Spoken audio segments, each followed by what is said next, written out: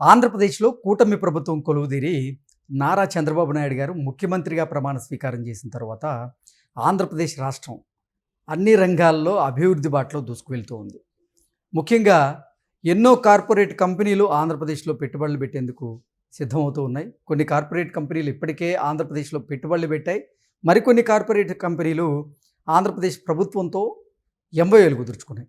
అయితే ఇప్పుడు ప్రముఖ స్టీల్ తయారీ కంపెనీ అయినటువంటి మిట్టల్ కంపెనీ కర్ణాటకని వీడి ఇప్పుడు ఆంధ్రప్రదేశ్లోని విశాఖ వేదికగా వారు భారీగా పెట్టుబడులు పెట్టబోతున్నారని, కొన్ని వేల మందికి ఉద్యోగ అవకాశాలను కల్పించబోతున్నారన్నట్లుగా కొన్ని వార్తలు వస్తున్నటువంటి నేపథ్యంలో ఇప్పుడు మిట్టల్ కంపెనీ విశాఖ వేదికగా ఎంత భారీ పెట్టుబడులు పెట్టబోతోంది, ఎంతమందికి ఉపాధి అవకాశాలు దక్కించబోతుంది అనేది మనం పూర్తి స్థాయిలో విశ్లేషణ చేసుకుందాం. ప్రస్తుతం మనతో పాటున్నారు తెలుగుదేశం పార్టీ రాష్ట్ర అధికార ప్రతినిధి సూర్యదేవర్ లత గారు. లత గారితో మాట్లాడదాం. లత గారు నమస్తే అండి.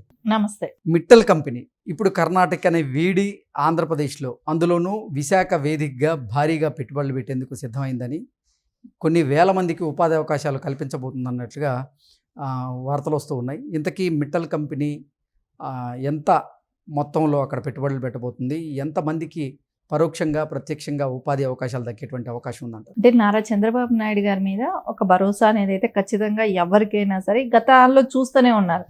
ఆయన ఇప్పుడు చేసేది దగ్గర 17 సంవత్సరాలుగా సీఎంగా ఉన్న వ్యక్తి. అంటే దఫదఫాలుగా అయినా కూడా 17 సంవత్సరాల ఎక్స్పీరియన్స్ ఉంది.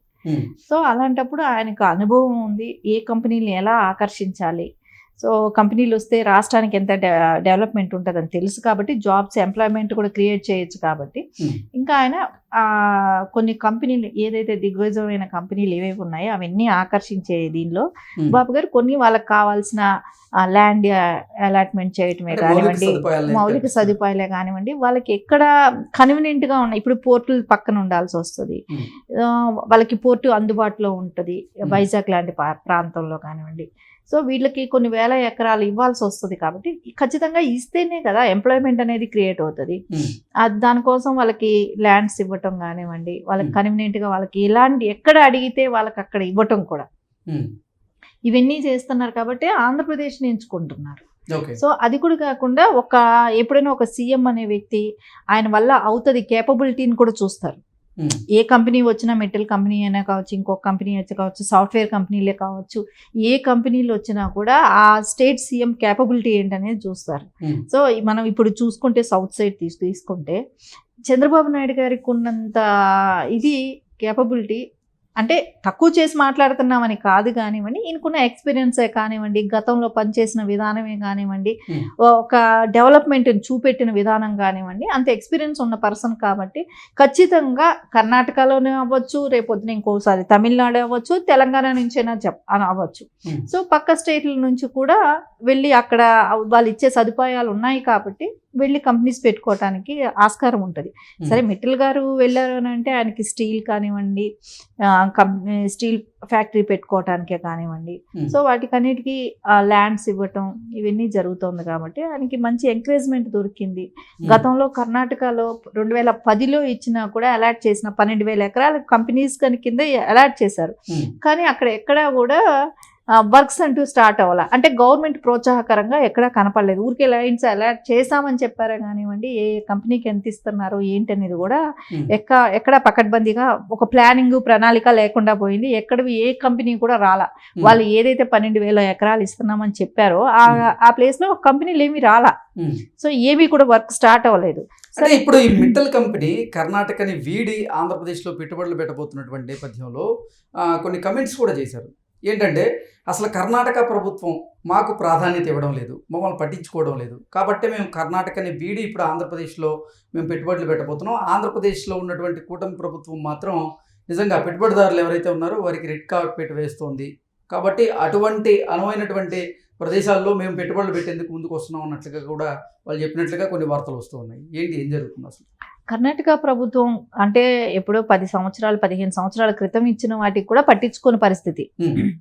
సో వాళ్ళు ఎక్కడ మన రాష్ట్రానికి వచ్చే కంపెనీలు మనం ఆపుకోవాలి, ఇక్కడే నిలుపుకోవాలి, సో వాళ్ళైనా ముందు జాగ్రత్త కూడా ఎక్కడా పాటించలేదు. ఎందుకంటే పక్క స్టేట్లు కూడా ఆకర్షిస్తాయి కదా ఎప్పుడైనా కూడా. అంటే ఇక్కడ డిలే అయితే పక్క రాష్ట్రాలకు ఆటోమేటిక్గా వాళ్ళ ఆప్షన్ చూసుకుంటారు, వెళ్ళిపోతారు. వాళ్ళ అజాగ్రత్త కూడా పడలేదు, పట్టించుకోను లేదు. సో అది కూడా కాకుండా అక్కడ ఎప్పుడు కూడా గవర్నమెంట్ స్థిరంగా కూడా ఉండదు, ఎప్పుడు ఫ్లక్చువేషన్ లాగా ఎప్పుడు ఏ గవర్నమెంట్ ఉంటుందో పోతుందో అన్నట్టు ఉంటా ఉంటుంది. సో ఈ స్థిరమైన ప్రభుత్వం ఇప్పుడు కూటమి ప్రభుత్వం ఉండటం, గతంలో ఏమో జగన్మోహన్ రెడ్డి గారు సీఎంగా ఉన్నప్పుడు ఆయన డెవలప్మెంట్ అంటే ఇంకా అసలు ఏమీ లేదు, నిల్లు. అంటే ఎక్కడ కంపెనీస్ రావటం కానివ్వండి, ఆయన్ని చూసి భరోసాగా ఇన్వెస్ట్ చేద్దామని ఏ కంపెనీలు కూడా రాకపోవటం. సో ఇంకా ఫ్యూచర్లో కూడా రారు అనేది ఒక డెసిషన్కి వచ్చారు. ఎందుకంటే ఇంత భారీ మెజారిటీ అనేది వచ్చినప్పుడు కూటమి ప్రభుత్వానికి, సో జగన్మోహన్ రెడ్డి గారి మీద ఇంకా ఆ పార్టీ గురించి మనకు భయం లేదు. సో ఇంత మెజారిటీతో కూటమి ప్రభుత్వం ఉంది, స్థిరంగా ఉంది అనే ఒక నమ్మకం కూడా వాళ్ళలో రావటం. సో ఏదైనా ఇండస్ట్రీస్ పెట్టడానికి వచ్చే వాళ్ళకు కూడా ఇప్పుడు ఏదైనా చూసుకునేటప్పుడు గవర్నమెంట్ కూడా స్థిరంగా ఉండగలుగుతుందా, అది స్టాండర్డ్గా వాళ్ళ ఆలోచన విధానం ఎలా ఉంది. సో గవర్నమెంట్ ఏదైనా పార్టీలలో ఏదైనా తేడా వచ్చినా మళ్ళా ఏదైనా ఇంకో పార్టీ రూల్ చేస్తుందేమో, ఇట్లాంటివి కూడా అనిపిస్తాయి కదా.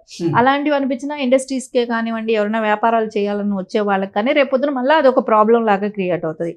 ఏ సీఎం వచ్చి ఎలాంటి డెసిషన్ తీసుకుంటారు అనేది కూడా ఉంటుంది. కానీ ఇక్కడ స్థిరమైన ప్రభుత్వం ఉండటం ఒకటి, నారా చంద్రబాబు నాయుడు గారు సీఎంగా ఉండటమే కానివ్వండి, లోకేష్ గారి ఆలోచన విధానమే కానివ్వండి, సో ఇవన్నీ తీసుకెళ్తున్నారు. వాళ్ళ పక్కా ప్రణాళికతో ఏ కంపెనీలకి ఎంతంత ల్యాండ్స్ ఇవ్వటం, వాళ్ళకి ఎలాగ ప్రోత్సహించడం, మెయిన్ ఇక్కడ ఉద్యోగ అవకాశాలు అనేది బాగుంటాయి.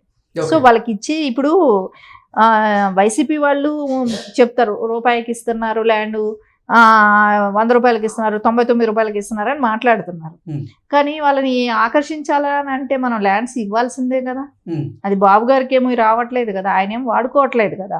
ఆ ల్యాండ్స్ ఏమైనా ఆయన తీసుకుంటారా, అది లీజ్కే కదా ఇస్తున్నారు. సో దాని మూలాన కొన్ని వేల కుటుంబాలు బాగుపడతాయి కదా, ఉద్యోగాలు వస్తాయి కాబట్టి. సో ఖచ్చితంగా అది ల్యాండ్స్ ఇస్తేనే వాళ్ళు వస్తారు. ఇప్పుడు ఈ మిట్టల్ కంపెనీ ఆంధ్రప్రదేశ్లో ఎంత మొత్తంలో పెట్టుబడులు పెట్టబోతుంది, ఎంతమందికి దాని ద్వారా ఉపాధి దక్కబోతుంది అంటే ఏం చెప్తారు? కొన్ని వేల మందికి, మనం గతంలో కూడా మాట్లాడుకున్నాం, ఇది వరకు వచ్చినప్పుడు కూడా కనీసం 60,000 మంది వరకు ఉపాధి అవకాశాలు ఉంటాయని. సో అంటే మనకు డైరెక్ట్గా 60,000 మంది ఉద్యోగ అవకాశాలు ఉంటే, మిగతా వాళ్ళు ఇంకా బయట అవుట్ సోర్సెస్లో ఉండే వాళ్ళకే కానివ్వండి, అంటే దాని మూలాన షాపులు కానివ్వండి, పనిచేసే వాళ్ళే కావచ్చు, బిల్డింగ్ కన్స్ట్రక్షన్సే కావచ్చు, ఇట్లాంటివన్నీ చాలా రకాల పనులు స్టార్ట్ అవుతాయి కదా. కొన్ని లక్షల మందికి ఆ కంపెనీ రావటం మూలాన ఉపాధి కూడా దొరుకుతుంది. Okay madam, thank you.